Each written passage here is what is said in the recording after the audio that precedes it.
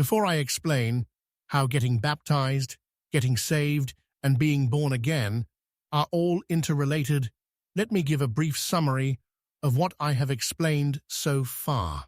Getting baptized is a simple ritual where an individual is fully immersed in water and then raised back up again. Getting saved will actually take place in the future when Jesus will spare us from condemnation because of our faith in him.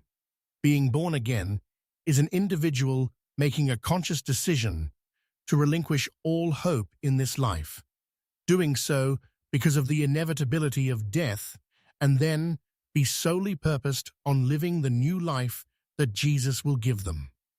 Getting baptized should be a mere formality for a person who has already made the life-changing mental decision to become born again, and who is also certain of the promise of being saved from condemnation at the end of the world in the day of judgment. When a person is fully immersed in the water, that step represents their death to this present world.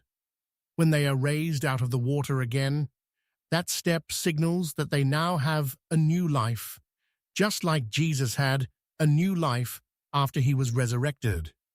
Romans 6 verses 3 to 11 give a perfect depiction of this process. The only difference is that believers will have to wait until the end of the world to be granted the new life like Jesus did. So in essence, baptism is also a symbolic representation of what Jesus did for us in regards to his death, burial, and resurrection.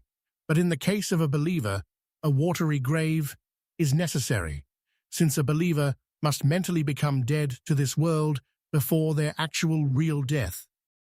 After a person has become baptized, there should be a profound difference compared to how they had lived their life prior to getting saved.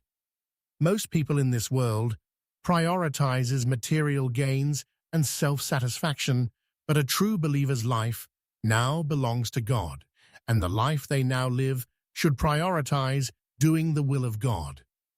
There are several Bible scriptures which tells us how a true believer should live after they have become baptized.